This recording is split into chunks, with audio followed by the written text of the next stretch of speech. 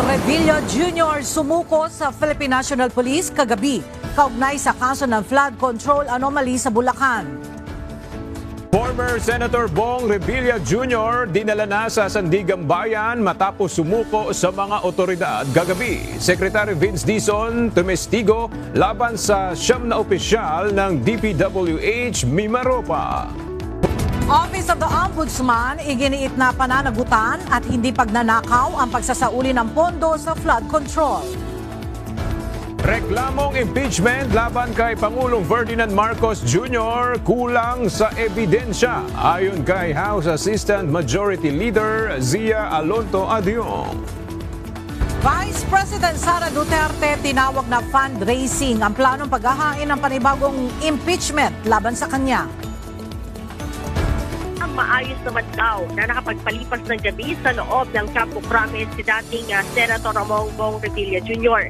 Ito'y matapos nga ang ginawang pagsuko nito kagabi kay PNP Acting Chief Police Lieutenant General Jose Melencio Nartates Jr. Ayon kay CIDG Director Police Major General Robert Alexander Morico II, sumailalim ang dating senador sa medical check-up at booking procedures gaya ng ordinaryong akusado. Maayos din daw ang kalusugan ng dating mambabatas. Tiniyak naman ni DILG Secretary John V. Grimulya na kahit na kaibigan niya si Senator Bong ay hindi ito bibigyan ng special treatment. Nag-surrender po siya kagabi between 8 and 10 p.m.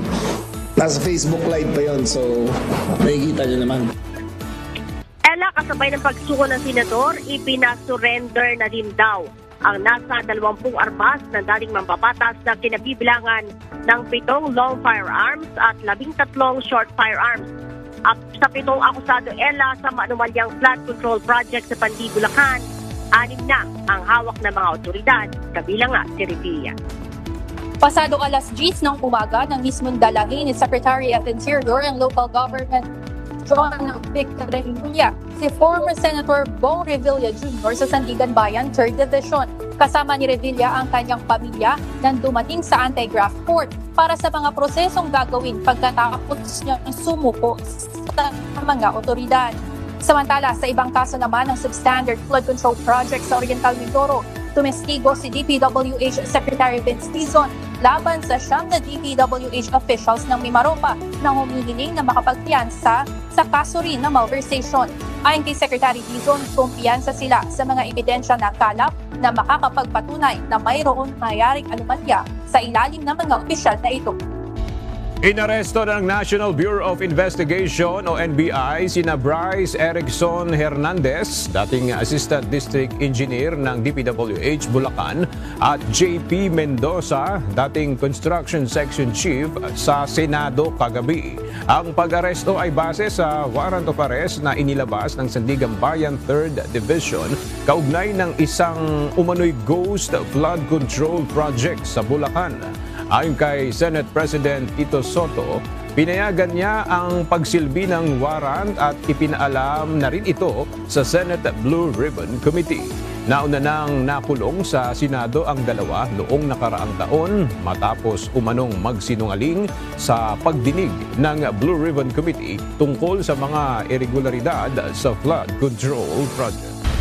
Isinumite ni Batangas 1st District Representative Leandro Leviste sa Senate Blue Ribbon Committee ang mga hawak nitong dokumento na tinuguri ang Cabral Files. Naglalaman ito ng listahan ng infrastructure projects kung saan nakasulat rin kung sino-sinong opisyal at mambabatas ang nagsumite sa Department of Public Works and Highways o DPWH. Sa pagdinig ng Senate Blue Ribbon Committee, inilahad ni Congressman Leviste ang ilan sa mga impormasyong kanyang natuklasan batay sa naturang mga dokumento. I have here a printout of the list of over 17,000 projects, and they are actually divided into 12 major tags. Mr. Chair, it would be worth reading the major tags. There is a allocable of 401.3 billion, BINI 10 of 6 billion, BIP on top of 33.4 billion, SENTI 2025 of 100 billion, F1 of 10 billion, N1 Prio 1 of 20 billion, non-allocable of 61.5 billion, OPESAP of 8 billion, OT2 of 21.27 billion, Sandy of 14 billion, Senators of 20.5 billion, and SMB/others of 25.6 billion. Hiniling na ng Department of the Interior and Local Government o DILG ang pagkansela sa pasaporte ng negosyanteng si Charlie Atong Ang. Sa isang panayam, inihayag ni DILG Secretary John Vic Remulla na hiniling na nila ito sa Department of Justice at sa Department of Foreign Affairs. Inisyuhan ng arrest warrant si Ang kaugnay ng kasong kidnapping with homicide sa mga nawawalang sabungero. Tinawag na fundraising ni Vice President Sara Duterte ang banta ng panibagong impeachment complaint na ihahain laban sa kanya sa House of Representatives. Sa isang panayam sa Vice Presidente, sinabi nito na inaasahan na niya ang paghahain ng panibagong impeachment complaint laban sa kanya. Naniniwala rin siya na puro pera lamang ang issue ng impeachment na ginagamit para mapapirma ang mga miyembro ng Kamara. Magiging katulad lang din yan nung nakaraan na ginagawang fundraising ng mga members of the House of Representatives yung pagpirma nila sa impeachment. It's all about the money dyan. Samantala, wala pang pahayag si VP Sara kaugnay sa impeachment complaint na inihain naman laban kay Pangulong Ferdinand Marcos Jr. Aniya, hinihintay o hihintayin na lamang niya ang development nito sa mga susunod na pagproblema sa pamamahagi ng voucher program. Ito ang isa sa mga issue na inisyal na natalakay sa pagdinig ng Senate Committee on Basic Education ngayong araw. Ilang magulang ang nagreklamo sa tanggapan ni Senador Rafi Tulfo kung saan iniipit umano ng paaralan ng school documents ng mga estudyante. Ayon sa Senador, nakikita nito ang patong-patong na problema sa implementasyon ng programa. Aga ayon sa Metropolitan Manila Development Authority o MMDA, target nilang matapos o maisagawa yung inauguration nitong Senior Citizen at Pet Park sa Pandacan, Maynila bago yung araw ng Maynila o sa June 24 o kaya naman ay 5 months after ng groundbreaking ngayong araw. Sa madilim at maalikabok na espasyo sa ilalim ng Skyway, isang luntiang pasyalan na ang uusbong sa Nagtahan Pandacan sa lungsod ng Maynila, kung saan pinangunahan ngayong araw nina MMDA Chairman Romando Ortez, Manila City Mayor Isko Moreno at iba pang opisyal ng pamahalaan ang groundbreaking ceremony ng isang senior citizen at pet park sa Plaza Azul.